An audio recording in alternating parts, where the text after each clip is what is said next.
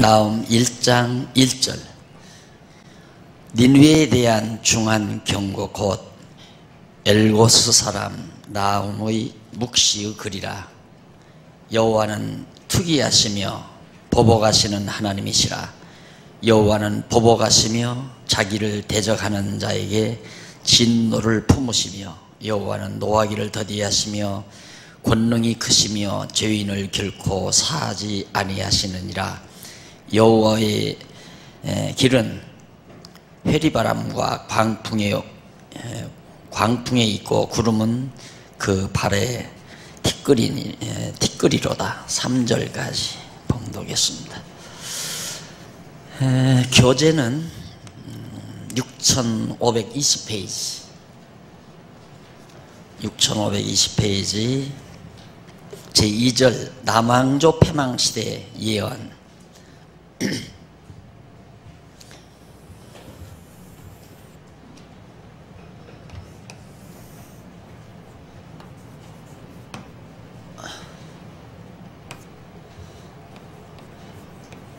587년 70년 포로 생활, 바로 남왕조 패망시대면 바로 이 시대를 말하죠.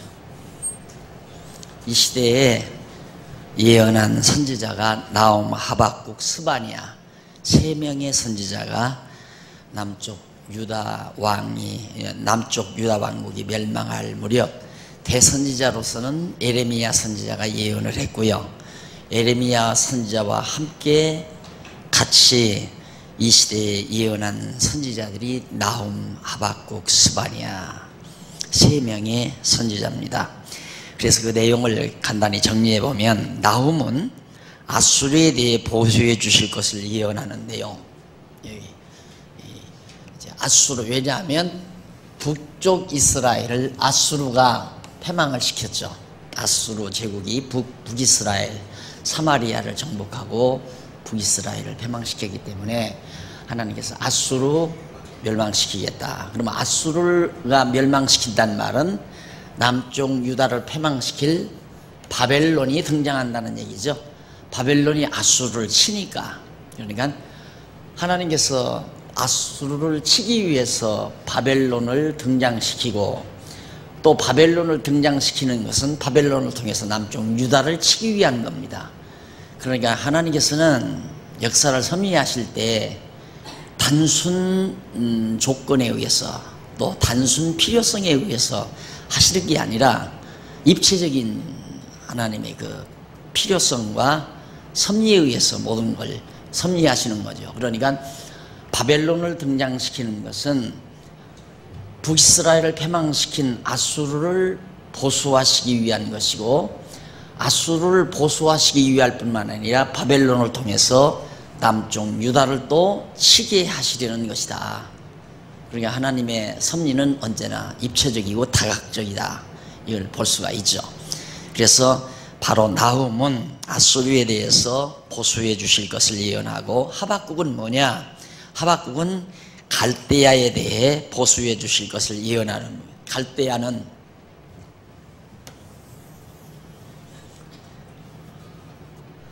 이 지역이 다 갈대아 지역이거든요. 유브라데스강, 티그리스강, 이제 여기가 바벨론, 그리고 아수르는 이제 이쪽이고, 아수르, 바벨론, 메데, 바사, 파사, 이 지역들이고. 그러니까 아수르, 바벨론을 통해서 멸망시킨다. 근데 갈대아는 이제 이 지역 일대가 다 갈대아죠. 갈대아도 하나님이 보수하신다. 그럼 아수르 제국에 속했던 주변 작은 나라들, 그 갈대아 지방에 많은 그 지역도 하나님이 다 원수를 보고, 왜? 그들이 북이스라엘을 괴롭혔고 고통스럽게 했기 때문에. 그리고는 이제 마지막 스바냐는 징계의 보수 및 회복에 대해서 이렇게 보수한 다음 역시 남쪽 유다를 징계한 다음 하나님께서 또 회복해 주겠다. 이것을 예언하는 것이 스바냐 내용이다. 그러니까 이 시대에 대선지자로서는 예레미야, 예레미야가 예언을 했고, 예레미야와 더불어 나움, 하박국, 스바냐 그런 선지자들이 예언을 했다. 그 예언한 이유들은 이미 앞서 모세를 통해서 언약하신 그 언약의 말씀대로 다 허르시고 세우시고 또 흩으시고 모으시고 그렇게 하시기 위해서 그렇게 하실 것을 선지자들을 통해서 예언케 하신 겁니다. 자, 그러면 넘어가서 22페이지 가로 없는 1번 아수르에 대한 보수 내용인데, 그 아수르에 대한 보수 내용이 나움이라고 그랬죠. 근데 그 나움 중에 1장은 내용분에 보세요. 두 번째 줄 끝부분 1장은 패망의 이유에 대해서, 왜 아수르가 패망하는가 그 이유에 대해서 예언해 주고요. 그 다음 2장은 뭐냐, 패망의 방법, 어떤 이유로 어떻게 어떤 방법으로 어떤 이유에서 어떤 방법에 의해서 멸망시킬 건가. 그리고 3장은 패망의 결과, 아주 조직적이죠. 원인, 방법, 결과. 1장은 패망의 원인, 2장은 패망의 방법, 하나님께서 아수르를 패망시키는 방법, 그리고 하나님께서 아수르를 패망시키는 결과가 어떻게 나타나는가를 3장에서 말해줍니다. 그렇게 여러분들이 언제나 성경을 볼 때, 성경뿐만 아니죠, 무슨 글이든지 글다운 글은 다 그런 한 챕터나 안 그러면 패러그래프를 통해서 또 문단을 통해서 한 첫째 문단은 원인을 얘기하면 두 번째 문단은 방법을 얘기할 수 있고 세 번째 문단은 결과를 얘기할 수, 이게 이제 하나의 논리 아닙니까? 이런 논리적인 방법, 논리적인 수순에 의해서 하듯이 하나님께서 선지자들을 통해서 예언할 때도 이렇게 살아있는 논리를 통해서 패망의 원인, 패망의 방법, 패망의 결과, 이것이 나움의 내용이었다. 그래서 1장은 패망의 이유인데, 넘어가서 패망의 이유 중에 1절로 8절에 보면 24페이지 1장 1절로 8절에 보면 보복으로 백성은 보호하고 대적은 멸하실 것을 예언하시는 내용. 보복으로, 그러니까 하나님께서 이 아수르를, 왜 당연히 보세요, 하나님이 아수르를 등장을 시켜서 북이스라엘을 징계한 거거든요. 나라가 애당초부터 잘못된 나라 아니에요. 이 다윗만이 진정한 왕가인데, 쓸데없이 솔로몬의 신복부하였던 여로보암이 명예욕에 불타서, 그리고 권력욕에 불타가지고 자기가 왕이 되려고 백성들을 다 데리고 나갔단 말입니다. 이런 걸 봐도 사람들은 숫자 많은데 마음이 약해지잖아요. 수가 많은데. 그러니까 이쪽으로 10지파 반이 가니까 다 따라갔죠. 겨우 한 지파만 남고. 그렇게 해서 나라를 세워주면 그것이 하나님의 뜻이 아니었어요. 하나님은 하나님이 이제 이건 멸망을 위한 길이죠. 멸망으로 가는 길. 그 길로 갔기 때문에 이렇게 가면 망한다. 그 말은 뭐냐면 하나님이 언약대로 허락해서 세우신 다윗 왕가를 떠나면 망한다는 교훈을 시키는데 몇 년을 걸렸냐면, 다윗 시대부터 여기가 587년이니까 500년 되니까 여기가 한 500년 돼요. 500년. 그럼 여기 80년 빼고 여기 한 200여 년 동안, 북이스라엘 200여 년 동안 나라를 세워서 다스리고 뭐 흥하고 패하고 이런 역사적인 과정을 통해서 한 가지 알게 하려는 게 뭐냐면, 내가 언약에 따라 세운 다윗 왕가를 떠나면 망한다. 그걸 깨닫게 하기 위해서 아수르를 등장시켜가지고 망하게 한 거란 말입니다. 그래 놓고는 또 아수르한테 너는 왜 내 백성 그렇게 못 살게 했느냐. 그러니까 그걸 가리켜서 우리말로 말하면 병 주고 약 주는 거죠. 하나님이 그렇게 일을 시켜놓고는 너 왜 내 백성들을 괴롭혔느냐 하고 보복한다 이 말입니다. 보복하면서 하나님의 백성들은 이렇게 보호해 주겠다.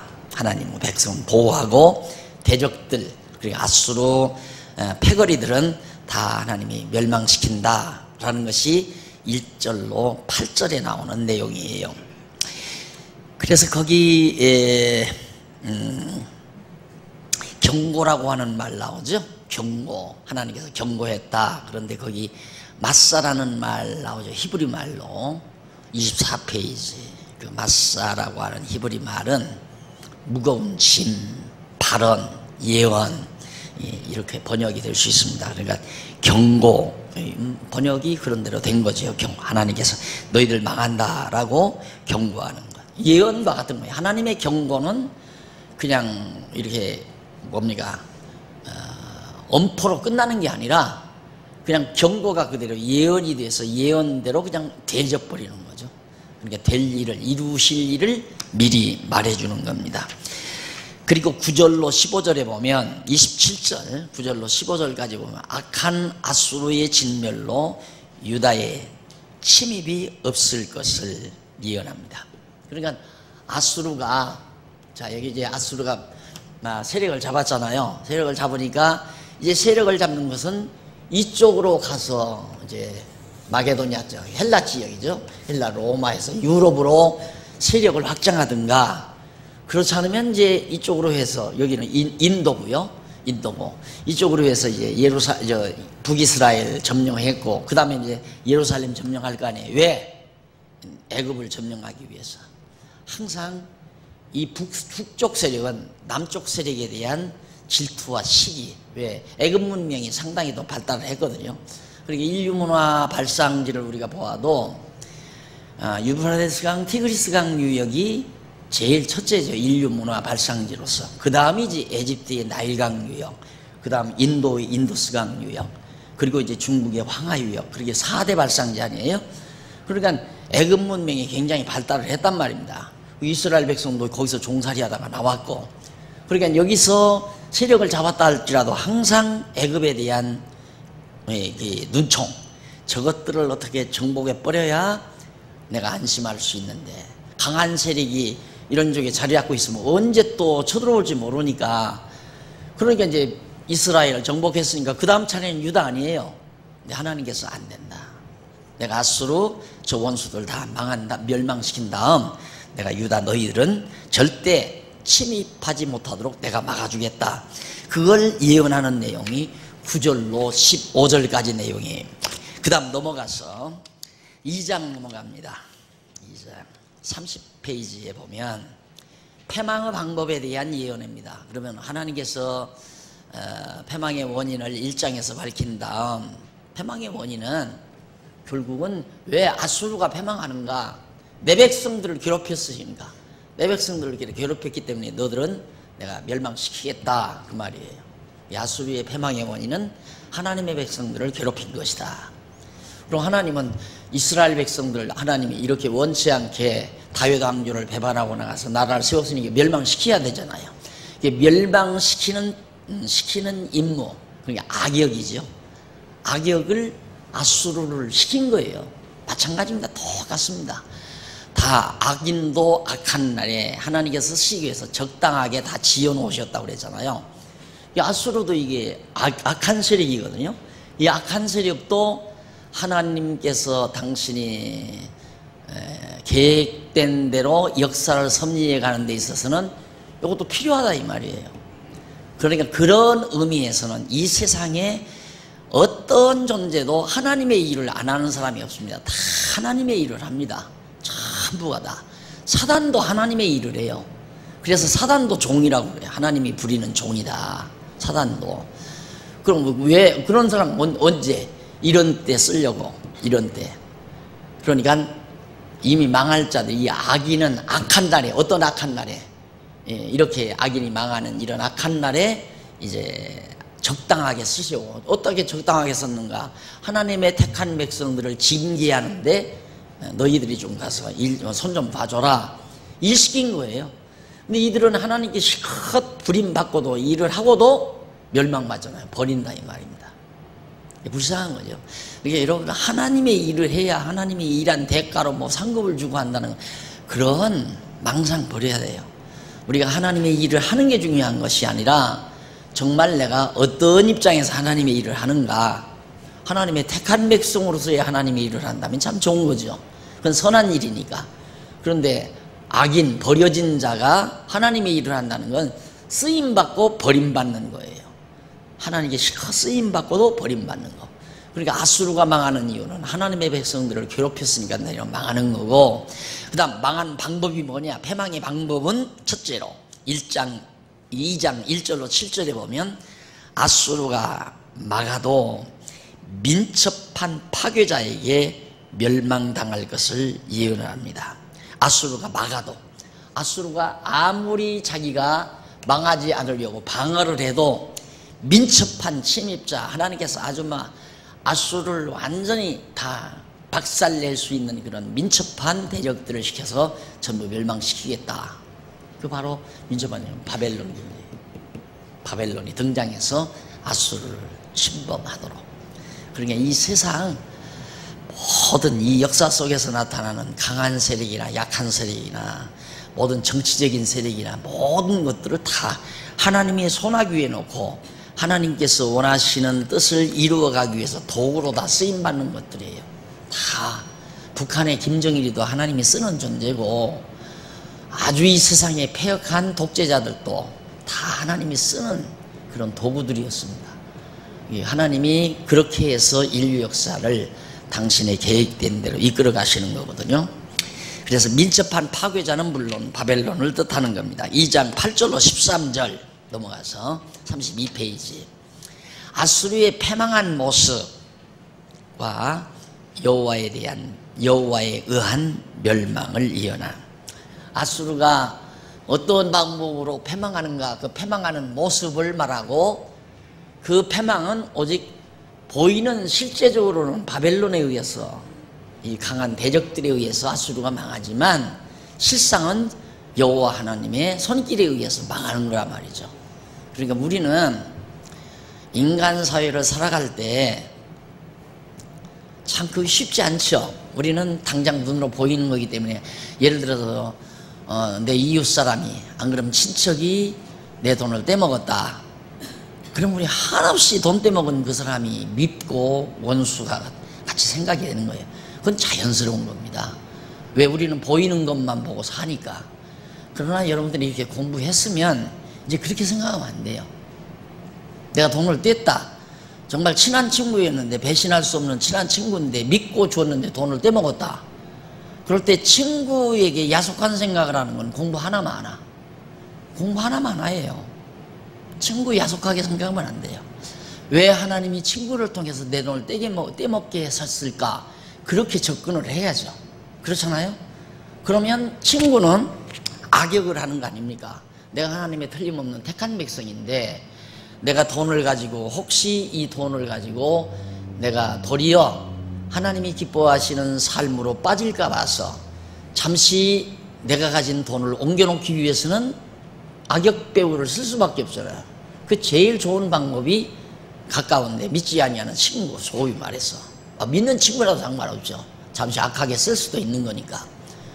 그 친구를 통해서 돈 꿔달라고 하면 돈 1,000만 원이고 2,000만 원이고 꿔줄 거 아닙니까?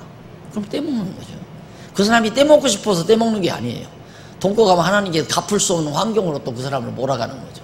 그게 돈 떼먹은 거란 말입니다.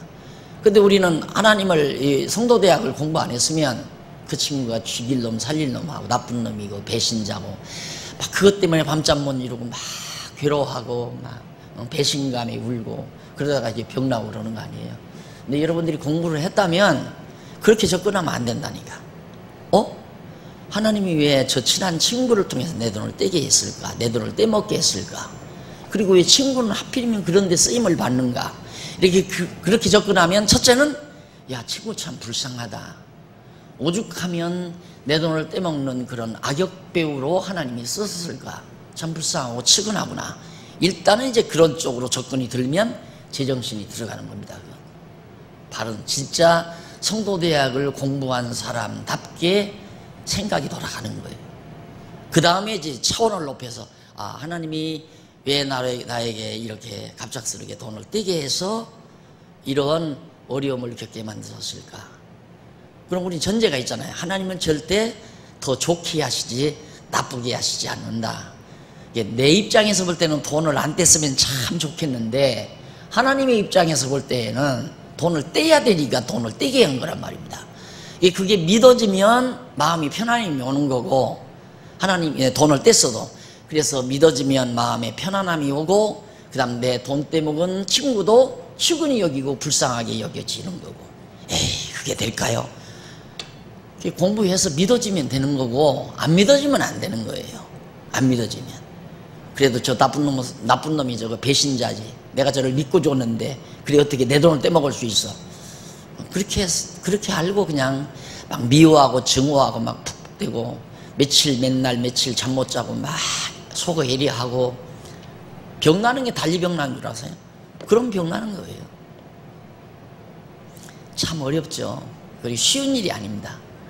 내가 늘 얘기하지만 학교 다닐 때 토큰 하나 버스에서 잃어버리고도 그냥 며칠, 이게 그 버스인가, 그때는 차장이 있었으니까 그 차장이 탔다 하더라도 똑같은 버스는 아니잖아요. 항상 차장도 이제 시간 맞춰서 버스에 타니까 뭐 자기가 타고 다니는 버스 계속 타고 다니지는 않을 거 아닙니까?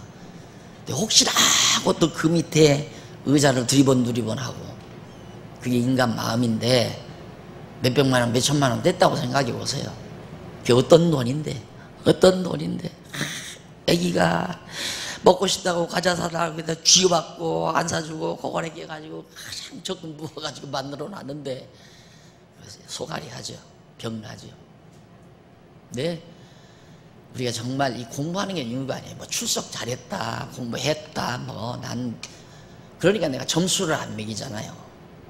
공부는 점수 매기로, 이 점수 매기는 공부는 이 공부도 아니에요. 이건 교육도 아닌 거예요. 사람이 바뀌어져야 돼요. 생각도 바뀌어져야 되고 가치관도 바뀌어져야 돼요. 그까지 뭐 암기력 좋은 사람 달달달달 외워가지고 뭐 다 잘 쓰죠. 그래가지고 좋은 학교 가가지고 벼슬들 다 높은 자리에 앉으니까 전부 도둑질 해먹고 사기 쳐먹고, 똑똑한 사람일수록 큰 도둑질 하잖아요. 지금 우리나라가 다 그래요. 똑똑한 사람 치고 큰 도둑질. 몇백만 원 해먹었다, 몇천만 원 해먹었다는 5급 공무원들, 5급 공무원이 나중에 7급인가요? 그런 사람들이 해먹고, 급수가 높아갈수록 단수가 높죠. 1000만 원대, 1억대, 10억 단위 넘어지면 권력자 아니고는 안 되죠. 그러니까 내가 볼 때는 이게 교육이 아니라니까. 교육이. 진짜 교육은 진짜 진리를 배워서 자기가 변해지는 거예요. 변해는. 그러니까 여러분들이 성도들 양보 몇 학기 했다가 중요한 게 아니라 정말 이런 공부를 했으면, 하나님께서는 이스라엘 백성, 하나님의 택한 백성 깨닫게 하기 위해서 뭘 깨닫게? 하나님이 세우신 왕가를 떠나서는 안 된다. 오늘 우리로 하여금은 예수 그리스도가 다스리시는 하나님의 나라, 교회를 떠나면 안 된다. 그거거든요. 그러니까 만약에 구체적으로 우리가 지금 그리스도 만왕의 왕이신 그리스도 통치 아래서 우리가 사는 게 교회 생활 아니에요. 하나님의 뜻을, 그리스도의 뜻을 깨닫고 머리 드신 주님의 뜻이 무엇인가를 살피면서 그 뜻대로 살아가는 게 교회 생활이란 말입니다. 그런데 우리 그 왕가, 다윗 왕과 말고 내가 왕도를 하고 내 마음대로 내가 좋은 대로 한번 살아보자. 그래서 신앙생활 등한히 하고 이제 나갔다. 택한 백성인데 신앙생활 등한히 하고 내 마음대로 내 뜻대로 한번 살아봐야 되겠다 하고 나간다 이거예요. 그 사람이 안 망하면 정상이 아니죠. 망해야 되잖아요. 망하면 하나님이 깨닫게 하려는 거고, 택한 백성이라면 망할 거고 택한 백성이 아니면 안 망하죠. 안 택했는데 뭐로 망하게 하겠어요? 하나님께서 망하게 해야 정상 아니에요. 왜? 내 뜻대로 살면 안 되는 거구나. 내가 만왕의 왕이신 그리스도의 통치 아래서 하나님의 뜻, 머리 되신 주님의 뜻이 무엇인지를 분별하고 살아야 온당한 삶이었는데 내가 실수를 했구나. 그걸 깨닫게 하기 위해서 이스라엘 민족에는 200년 걸렸다니까. 200년. 오늘 우리에게 20년 걸릴 수도 있고 2년은 걸릴 수도 있고, 그렇게 해서 내가 그때 그러지 말았어야 되는데, 이렇게 깨닫고 이제 하나님 앞으로 돌아오게 하는 거예요. 그래서 돌아오잖아요. 남쪽 유다 돌아올 때 같이 돌아오는 거예요. 사람 미운 사람 있으면 어떻게 안 미워해요. 미운 짓 하는데 그러면 그냥 뭐 성경 공부 뭐를 해요? 그냥 생각대로 미워지면 미워하고 사랑하면 사랑하고 그러고 살아요. 뭐를 시간 들여서 성경 공부, 이 공부를 뭐를 해요? 그래서 공부를 하는 건 내가 변화되기 위해서. 변화됐다면 미운 사람이 없어야죠. 막말로 내 돈 떼먹은 사람도 미워지지는 않아야 되는 사람으로 바뀌어야 된다는 얘기예요. 도리어 불쌍하고 측은하게 생각이 돼야지. 야, 어떻게 하나님은 내 친구를 저런 나쁜 역을 맡겨가지고 저렇게 쓰임을 받게 하셨을까? 이제 자기 탓으로 내가 잘못해서 그랬구나. 하나님 보시기에 내가 합당치 아니하니까 내 친구를 통해서 나로 하여금 깨닫게 하려고 내 돈을 떼먹게 했구나. 그렇게 정리를 하면 떼먹은 친구도 측은히 여겨지고, 그리고 돈을 뗀 자신도 하나님은 나를 더 좋게 하시려고 한다고 하는 확고한 믿음만 있으면, 진짜 적어도 성경은 해를 넘기지 말라고 그랬거든요.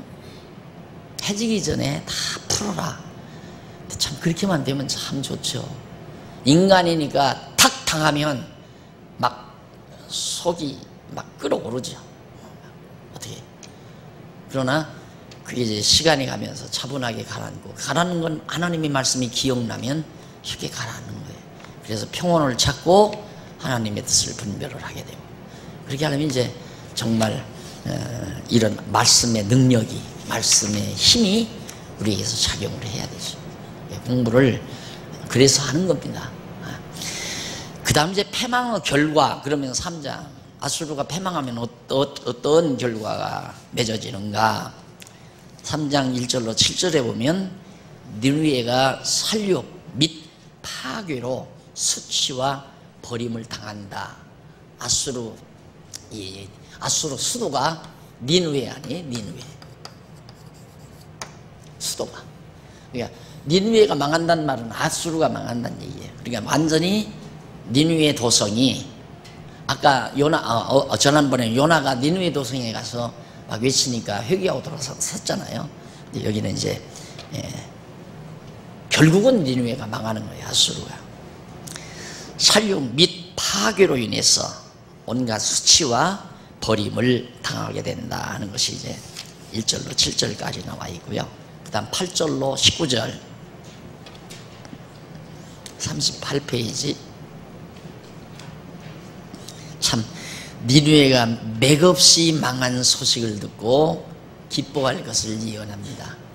자, 얼마나 이 남쪽 유다 백성들로서는 얼마나 두려웠겠어요. 요거 다 먹었지. 북쪽 이스라엘 니느웨가 아수르가 쳐들어와서 이거 다 점령했으니까 이제는 다음 차례가 예루살렘인지 다 알 거 아니에요.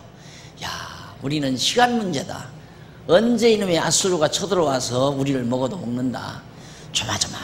지금 721년에 망했는데 587년까지면 약 한 3, 40년 지났죠? 3, 40년 동안 얼마나 졸이며 살았겠느냐 이 말이에요. 가끔 아수르가 큰 소리 치고. 그러니까 선지자들을 통해서 걱정하지 말라. 아수르 망한다. 내가 멸망시킬 거다. 그리고 아수르가 갑자기 여기 보니까 결과가 니느웨 맥없이, 정말 그렇게 강대한 나라가 맥없이 푹 쓰러진다 이 말이에요. 내가 자꾸 미국 망한다 하면 미국에 대한 악한 감정이 있어서 망한다고 하는 줄 아는. 아니, 난 미국 뭐 악한 감정 전혀 없어요. 그러나 미국이 망한다고 하는 건 세계에서 가장 강국 아닙니까? 제일 강하면 망하게 돼 있어요. 이 세상은 원리가 그렇게 돼 있어요. 근데 망하는 맥없이 푹 쓰러지는 거예요. 푹.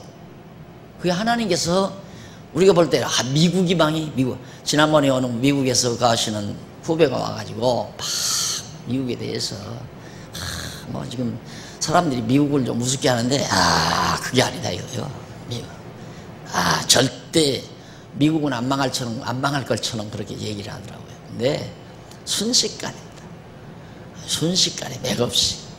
그리고 그게 미국이 가라앉아야 이게 정상적으로 하나님이 계획하는 대로 역사가 이제 시작이 되는 거기 때문에. 근데 우리는 계속 강한 자가 되려고 하는 거 아니겠어요? 세상에서의 강한 세력은 결국 하나님께서 도구로, 악의 도구로 쓰기 위한, 이 아수르도 그때 당시 이 동양권에서는 최고로 강한 세력이죠. 동양 문명 시대 아닙니까? 아수르, 바비로니아, 그다음 파사, 이때까지가 동양 문명 시대였어요. 근데 파사가 망하고 헬라가 등장할 때, 이제 헬라는 여기죠.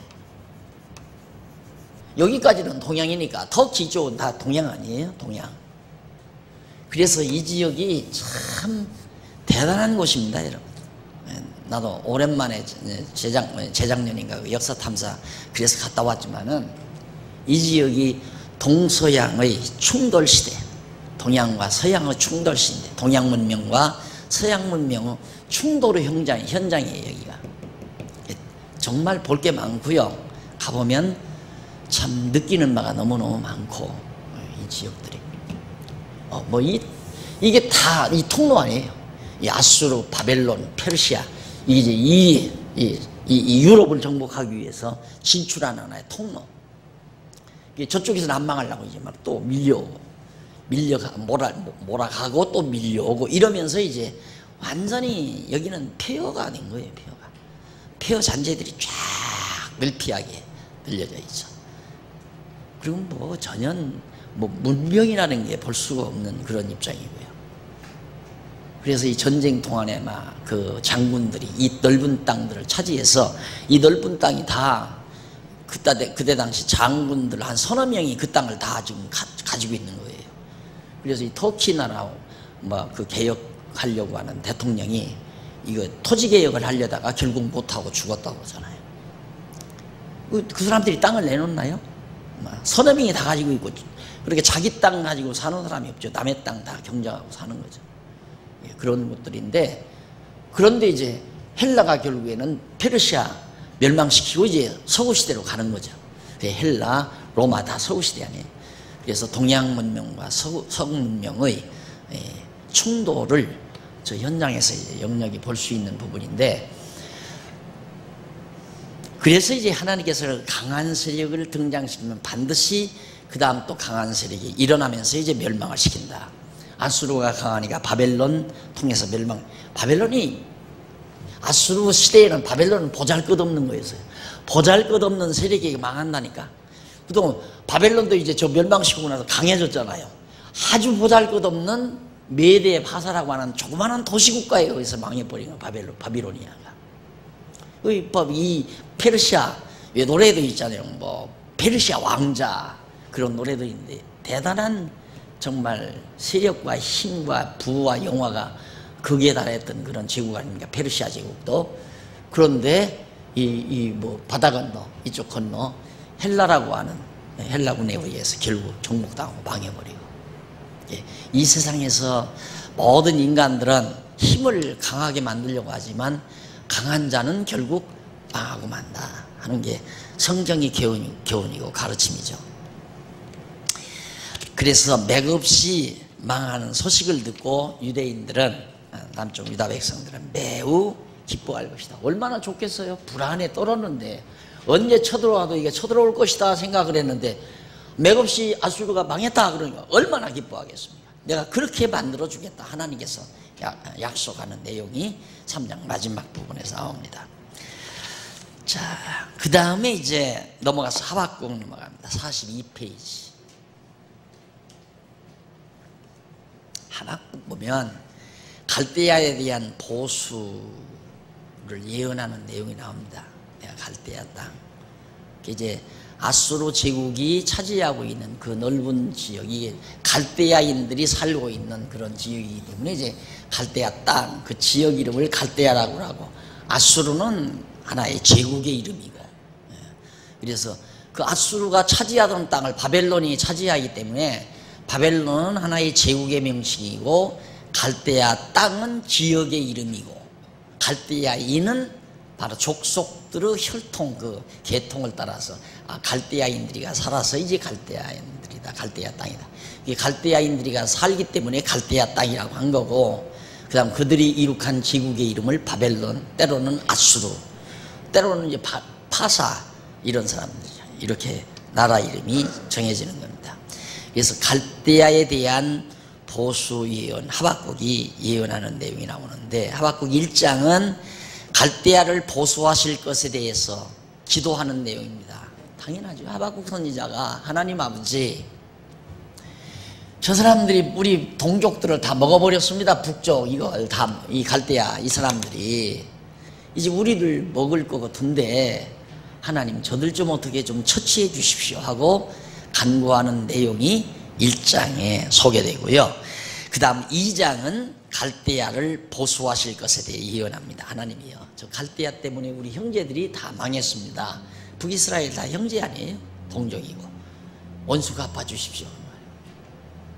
원수 갚아주십시오. 그래서 대부분 이 하박국은 기도 형태가 많이 나옵니다. 보수해 주실 간구하면서. 그러니까 1장은 갈대아를 보수하실 것에 대해 간구하고, 그 다음 2장은 갈대아를 보수하실 것에 대해서 예언하고, 기도와 예언.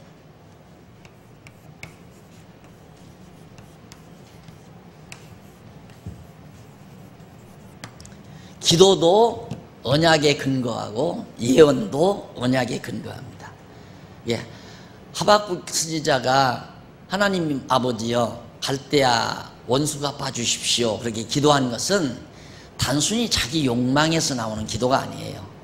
하나님이 갈대아를 다 멸하시겠다고 언약하셨으니까 그 언약에 의해서 원수 갚아준다고 이미 모세를 통해서 앞서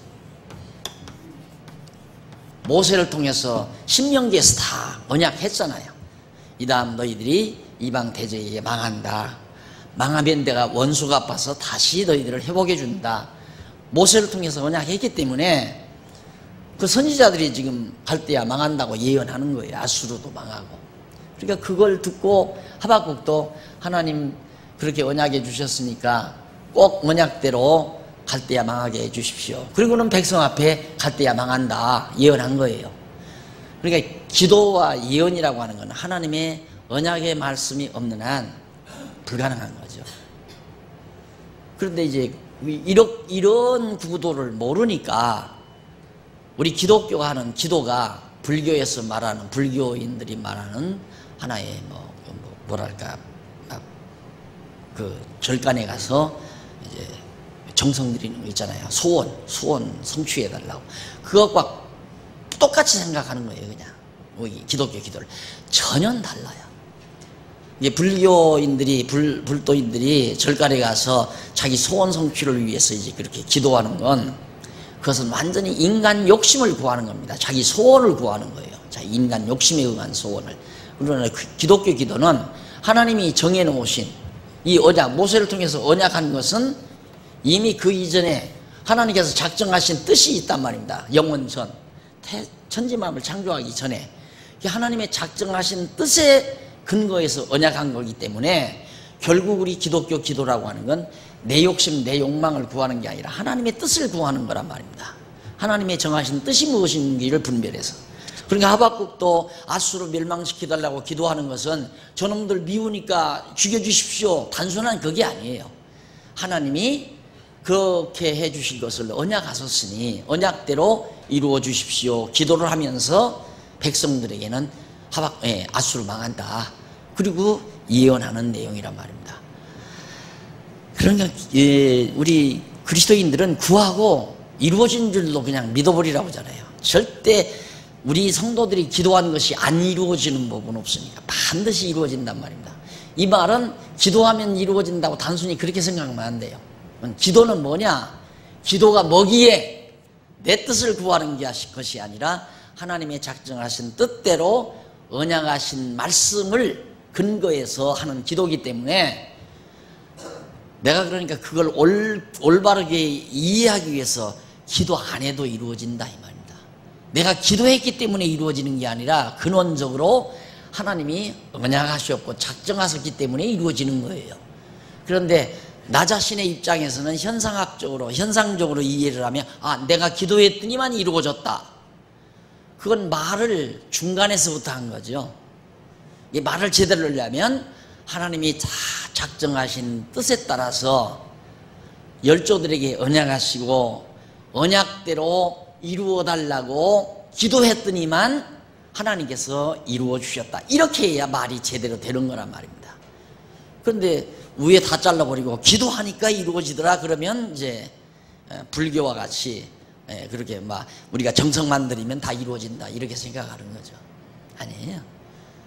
그러니까 자기가 알아요. 이게 이루어질 기도다, 이루어지지 않을 기도다라는 걸 자기는 벌써 알아요. 되게 짐작이 와요. 예감이 와요. 뭔 예감이?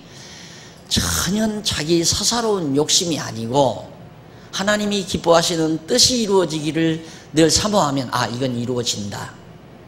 틀림없이 이루어지는 거예요. 그건. 그 하나님이 그 소원을 준 거거든요. 소원을 주어서. 그러니까 뭐 항상 우리 소원이 뭐예요?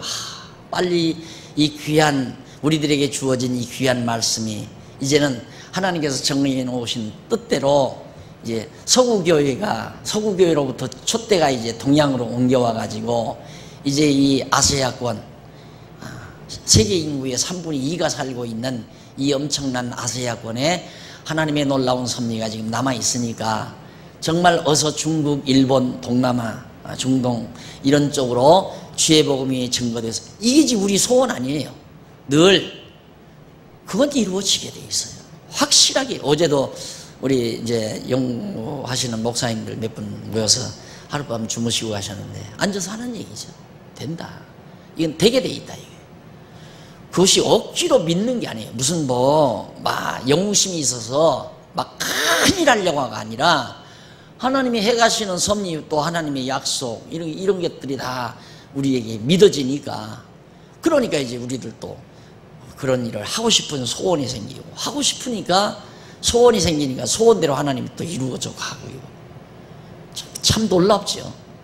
그래서 그렇게 살아야 예수 믿는 신앙생활하는 기쁨도 있고 보람도 있지 그냥 안 믿는 사람이나 똑같이 욕심 부릴 거 다 부리고 영웅심 혼자 다 누리고 명예욕 다 가지면서 그걸 이루려고 막 발악을 하고 사람들 이용해서 자기 성공하려고 애를 쓰면서 예수 이름 드러내고 예수 이름 빙자해서 그렇게 하려면 안 믿는 사람이나 똑같아요. 안 믿는 사람이나 하나 다를 바가 없어요. 자기 얘기는 진짜 유익이 없죠. 이게 제일 중요한 건 내가 지금 진짜 평안을 유지하고 사나 늘 감사한 마음과 기쁨이 있나 그것만 확인해 보면 아, 내가 많이 하나님의 말씀에 의해서 변했구나. 미운 사람이 없어지는가, 싫은 사람이 없어지는가, 누가 나를 욕하고 비난해도 막 속된 말로 뚜껑이 안 열리는가, 누가 나를 비난했다 욕했다 그러면 얼른 그 정도는 돼야죠. 누가 막 야, 목사님 막 욕하고 비난하대 그래. 아, 그분이 아마 돈 뜯는가 보다. 뭐 하는 일이 잘 안 되는가 보다. 요즘 아마 그건 주식 투자를 했는가 본데 주식값이 내려가는가 보다. 절대 자기 마음이 편안한데 남 욕하는 법은 없습니다. 그걸 알면 나를 헛뜯었다 그러면 아, 그 사람이 뭔가 불편하구나. 그거 쉽게 생각되잖아요. 그럼 불쌍하지 어처구나고. 그런데 그렇게 생각이 안 되고 지는 얼마나 잘났대. 지가 뭔데 나를 이렇게 나오면 이제 말씀 공부한 사람이나 안 공부한 사람이나 똑같은 거죠. 그 똑같이 뭐예요? 말씀 공부 안 하는 사람도 자기 욕했다면 그래? 그게 그래? 그거 가만 안 놔둬요. 이렇게 당장 이렇게 나오죠. 그럼 이제 그렇게 되면 자기 마음이 불편하고 편안함이 없고 막 늘 화가 나고 밥잠 못 자고 이놈을 이렇게 봐줄까 저렇게 봐줄까.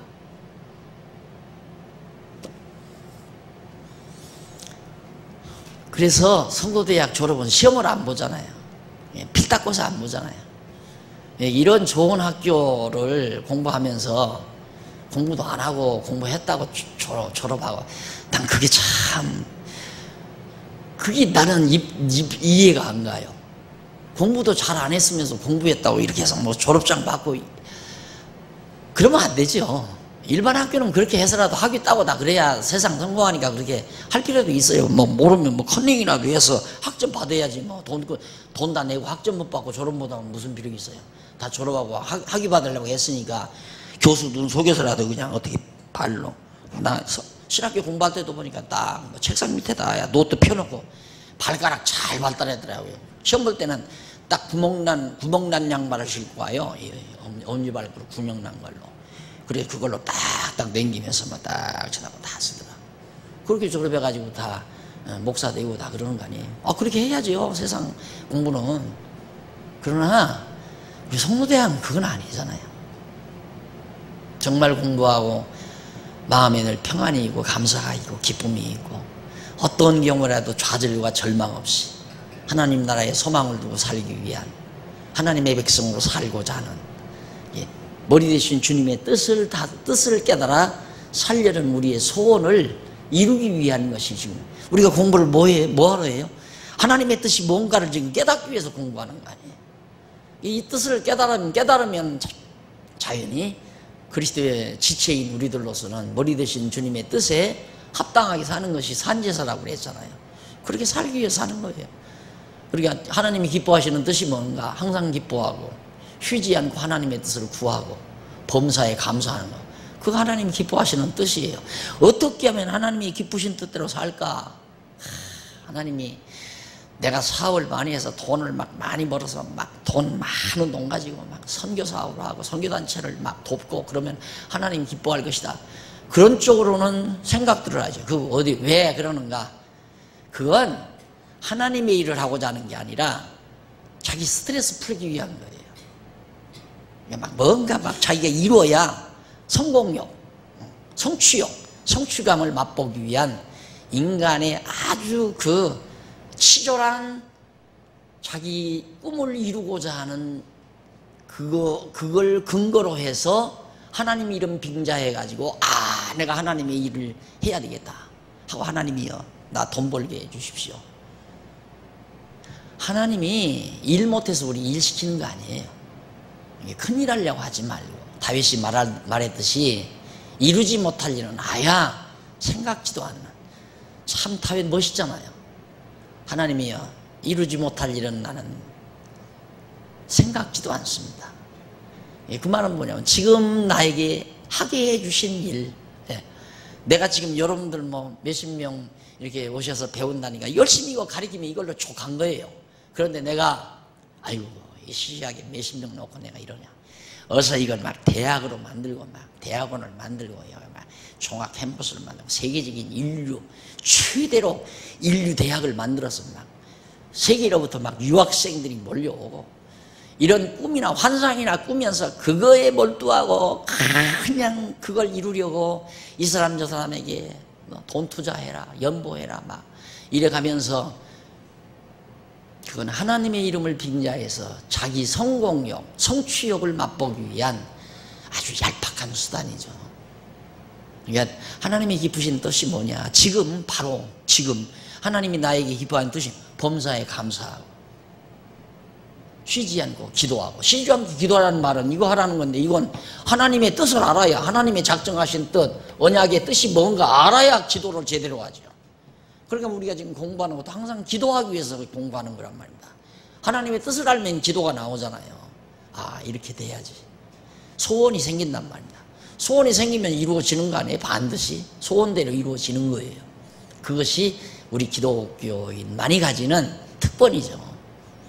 항상 기도하고 범사에 모든 일에 감사하는 거. 돈 뜬 일은 빼놓고 그게 아니에요. 돈 뺀 일도 감사하게. 근데 돈 떼고 어떻게 감사해요? 그렇죠. 단순하게 우리 인간적인 생각하면 돈 뗐는데, 돈 2천만 원 뗐는데 어떻게 감사해? 그런데 이제 여러분 공부하고 나면 하나님이 나를 깨닫게 하기 위해서 다 수로 군대들이 와서 다 잡아가고 다 망하게 하고 불 저질러 버리고 다 붙들어가고 다 망하게 하잖아요. 이유는 깨닫게 하기 위해서. 그러니 그건 사랑하기 때문에 그러는 거란 말입니다. 사랑하기 때문에. 그러니까 그걸 알면 하나님이 나를 위해 돈 떼게 하셨을까.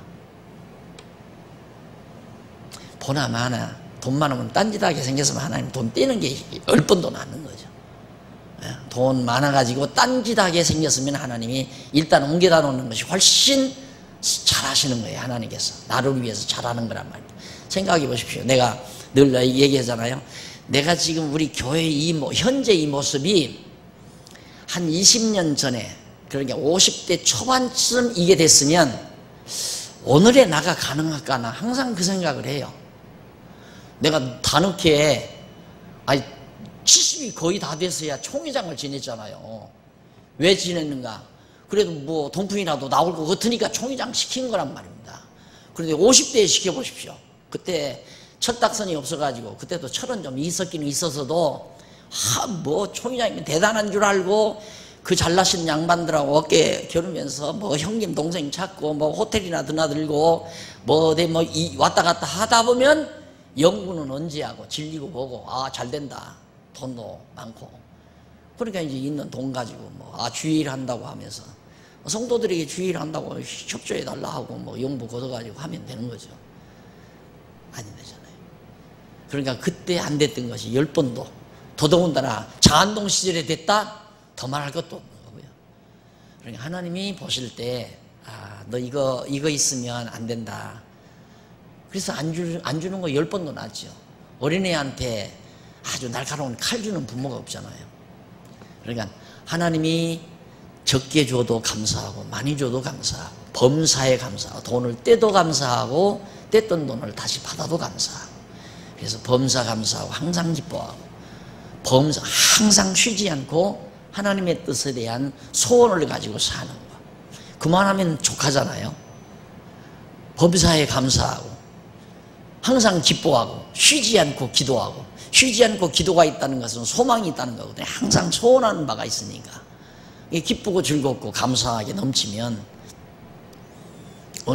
내가 언젠가도 얘기했지만 어느 유명한 과학자가 호킹 박사인 것 같아요. 다비드 호킹이라는 사람이 정신 에너지 지수를 계산해내는데 이 감사할 때가 500이 넘어요. 지수가. 그런데 미워하고 증오하고 욕심 부릴 때는 200이 안 돼요. 200m로 반 이상이 뚝 떨어져 버려요. 그리고 막 시기 질투하면 100 이런 정도로 정신 에너지 지수가. 근데 우리 늘 감사하고 감동은 내가 볼 때 늘 하나님의 은혜에 감동하며 산다면 에너지 지수가 7, 800 넘을 것 같아요. 내 손에. 감동하고 산다는 건 매우 중요한 거죠. 가장 행복하게 사는 겁니다. 그러니까 말씀을 깨닫고 하나님이 나를 더 좋게 한다고 하는 기본 신앙만 있으면 범사에 감사하죠. 자, 그래서 갈대아 보수에 대한 간구가 나가고 그래서 백성의 불의함을 앓으면서 하나님 우리들이 이렇게 불의합니다. 하나님 앞에 잘못이 많습니다. 갈대아 사람의 득죄를 예언합니다. 갈대아 사람들이 죄를 많이 졌습니다. 그러니까 우리도 죄인이지만은 갈대아 사람들이 와서 우리 백성들을 많이 치고 또 남쪽 유다까지 지금 넘보고 있습니다. 그러면서 12절에서부터 17절까지 47페이지 제일 상단에 백성은 안 망한다며 늘 열국을 살육하는 악인을 고발하는 내용입니다. 그러니까 하나님의 백성은 망하지 않는다. 남쪽 유다는 지금 이렇게 위기에 몰려 있어도 안 망한다. 그런데 이 아수르는 열국을 막 자꾸 잡아삼켜요. 왜? 제국을 강하게 하려니까 계속 열국을 잡아삼키는. 그래서 그런 악인들을 이제 하박국이 고발을 하죠. 그리고 2장 넘어갑니다.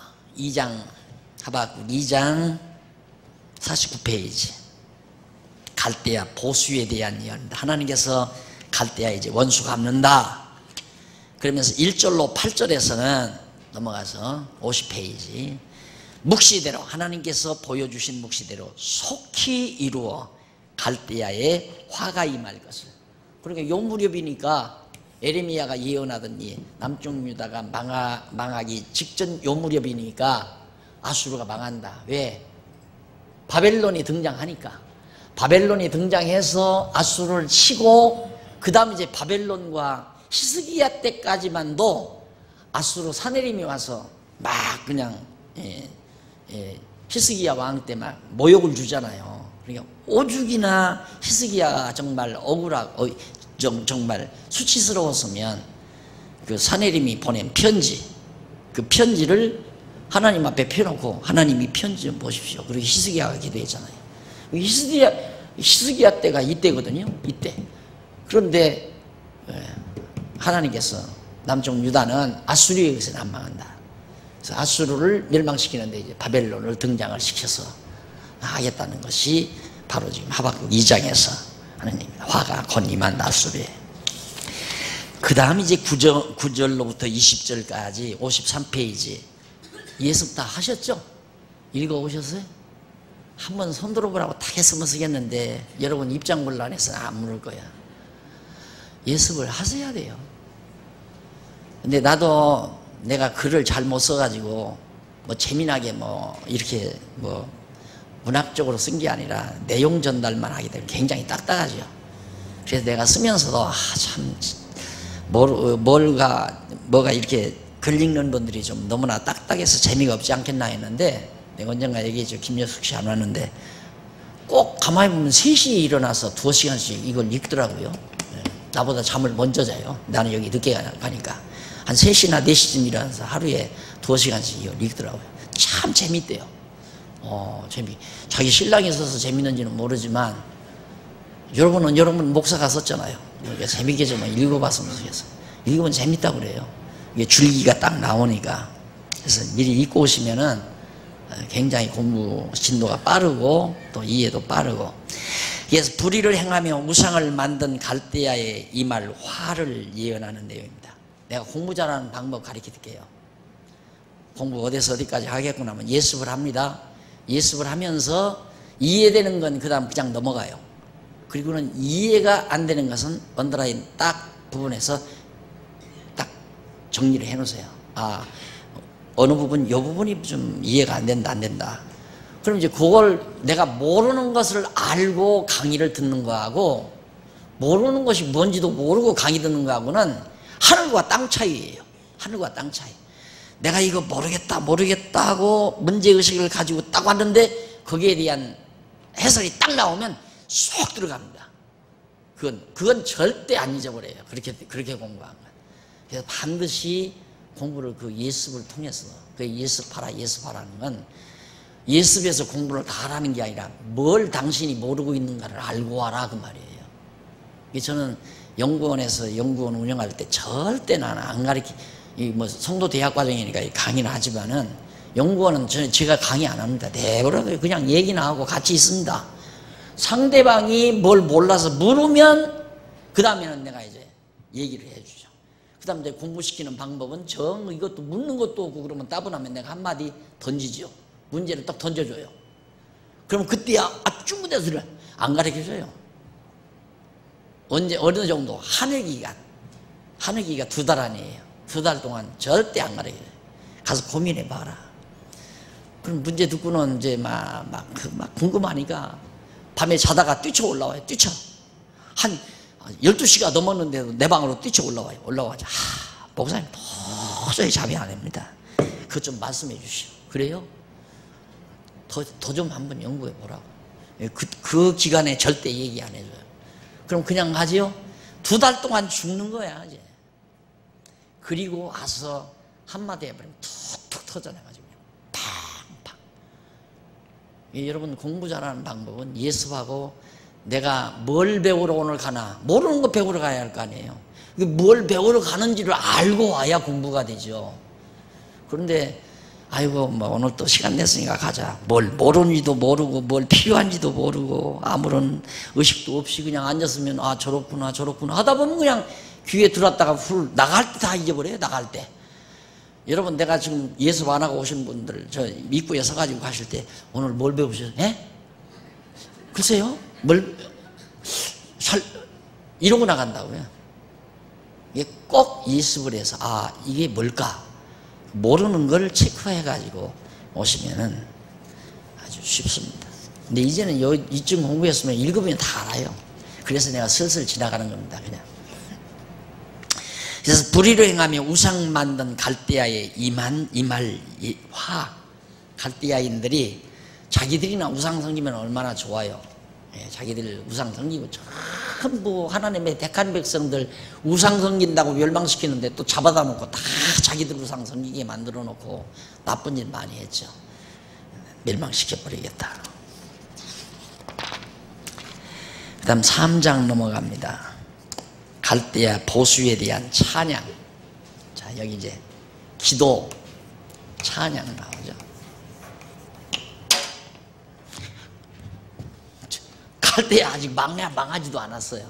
아수르 망하지도 않았는데 망한 걸 기도하고 망한다고 예언해 놓고는 찬양까지 해요. 왜? 이루어진 거나 다름없으니까. 시간 문제니까. 반드시 이루어지니까. 그래서 찬양은 우리가 지금 하나님 나라 아직 간 건 아니잖아요. 그러나 갈 게 너무 분명한 거예요. 확실한 거예요. 그걸 믿고 사는 것이 지상의 교회입니다.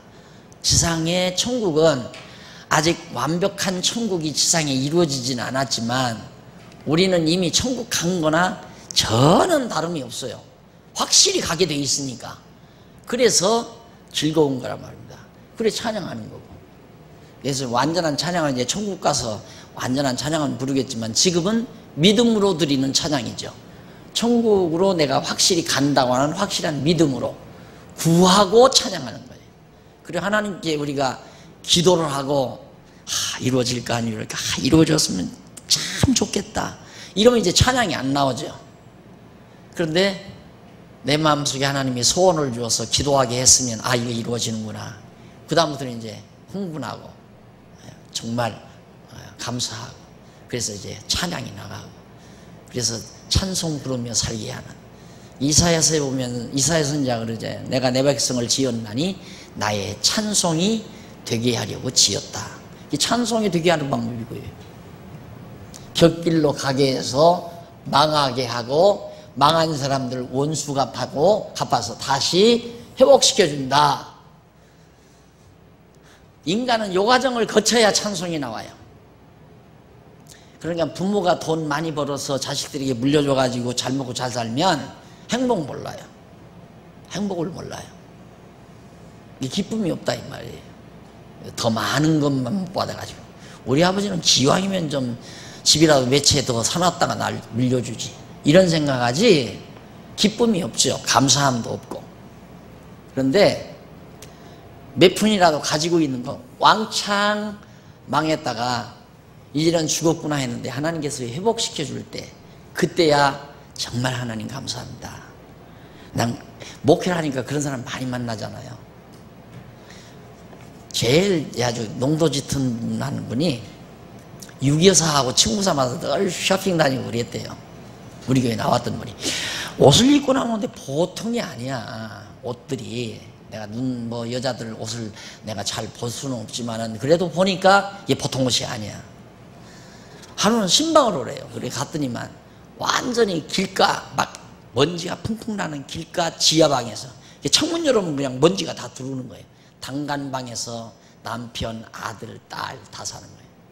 내가 여기 신방을 오래요. 갔죠.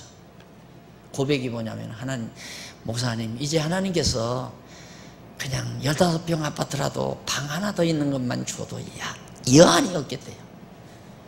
과거 50 시절인지 60 시절인지 잘 살았대요. 이제 유교사하고 친구하면서. 근데 그렇게 망해가지고 나니까 이제는 15평 아파트라도 그냥 애들 방 따로 이렇게 하나 줄 수만 있어도 정말 감사하고 살겠다고 그러더라고요. 근데 그렇게 잘 살 때는 감사한 줄 몰랐죠. 그래서 하나님이 찬송이 되게 하는 방법이에요.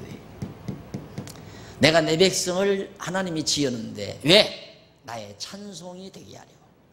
하나님이 찬양받고 싶어서가 아니라 찬송하는 우리로 행복하게 하려는 거죠. 착각하면 안 돼. 하나님 우리한테 찬송받으면 기분이 좋아서 우리한테 찬송받는 분 아니에요. 하나님은 스스로 자충족하신 분이기 때문에 우리가 찬양해도 그만 안 해도 그만 하나님은 하나 지장이 없어요. 아무 상관이 없어요. 그런데 우리 하나님의 백성으로 즐겁게 행복하게 살게 만드는 방법이 찬송 부르고 살게 하는 방법밖에 더 없잖아요. 찬송 부르게 하는 방법은 바로 이런 역사 과정이 필요하고 내 개인에게도 그런 역사 과정이. 그래서 곤고한 날과 형통한 날을 하나님이 겸해서 주시는 것이다. 입이 닳도록 하고 또 해도 당하면 잊어버려지죠. 3장 1절로 9절 대적의 보수를 간구하며 여호와의 권능의 영광을 찬양하라. 생각하면 이 고약스러운 대적들을 하나님이 다 멸망시킬 때 와 하고 찬송 터져 나올 거 아니에요. 대적이 안 때릴 때는 찬송 안 하지요. 네? 그렇죠? 대적이 안 때리고 편안할 때는 찬송 안 해. 그런데 대적이 대통 두들겨 맞게 한 다음 두들겨 때린 대적을 하나님이 처치하니까 그때야 우리 하나님이 시켜서 때린지는 또 모르고. 그런 거 있잖아요. 아가씨들이 다 좋은 아가씨인데 저거 꼭 내 사람 만들고 싶은데 말을 안 들으니까 여름에 바다놀이 물놀이 가가지고는 그냥 갔다가 다른 친구들도 살살 유혹해서 깊은 데로 몰고 가라. 그래가지고 이제 가서 막 아가씨를 갖다가 죽을 지경에 보내면 막 딱 그때 나타나서 막 친구들 내 쥐어 패버리고 그 여자를 끌고 나오면 그때야 저 남자 최고다 하고, 그래서 자기 아내 삼았다고 하는 그런 얘기를 내가 들은 기억이 나는데, 그런 거 똑같은 거죠. 하나님께서 아수를 통해서 안 때리면 좋잖아요. 안 때리면 찬송을 안 한단 말입니다. 이게 그러니까 대지게 패게 만들고, 그래서 얻어 터지고 피투성이 되게 만든 다음, 그 다음 하나님께서 나타나서 이놈아 너희들 왜 내 백성 때렸느냐 하고 원수들을 갚아놓으니까 그때야 우리 하나님 최고다 하고 우리 하나님 최고다 하고 돌아옵니다. 그래서 찬송을 부르게 한다. 그래서 우리 성도들은 찬양이 없으면 위험한 겁니다. 찬양이 없다는 말은 감사도 없고 감동도 없다는 말이에요. 감동과 감사가 있어야 찬양이 나오잖아요. 이게 내 신앙의 위기, 내가 정말 감사가 있는가, 기쁨이 있는가, 없으면 위기예요. 그럼 이제 슬슬 욕심이 작용을 합니다. 아유, 집 좀 옮겨왔으면 좋겠다. 오늘 누가 그러더라고요. 자기 부인이 여보 어떻게 돈 한 1억만이라도 어디서 좀 어떻게 좀 해보라고 그러더래요. 뭐 하려고 그러냐니까 한번 집 좀 옮겨보고 삽시다 그러더라. 집 좀 옮겨보고. 그러니까 한 1억만 더 있으면 있는 집 팔아서 보태가지고 조금 넓은 데로 좀 옮기고 싶으니까. 그러니까 이제 뭔가 감사하고 기쁨이 없으면 뭔가 이제 자기 어떤 생활의 그 스트레스를 해소하는 방법이 욕심을 채우면 순간 되잖아요. 순간 이 집 팔고 한 1억 보태서 지금 25평에서 35평으로 옮겨가면 좋겠다. 그러면 설치기도 하고 집 마련해 놓고 막 이사 갈 것 기뻐도 하고. 내 장님 지금 강의하다 끝냈는데 지금 이 얘기 하다 보니까 생각이 나. 빨리 나가서 지금 소나무 심는 거 보고 싶어서 쉬는 시간에. 이제 그러니까 그 순간 기쁨을 맛보기 위해서, 이게 벌써 생활이 지루해졌다는 얘기예요. 욕심이 나온다는 것은, 그런 욕심이 작동된다는 것은 벌써 생활이 지루해졌다는 얘기거든요. 그러면 이제 그런 욕심이 작동해서 만족이 없고 찬양도 없고 따분해지고. 차 한잔하고 합시다.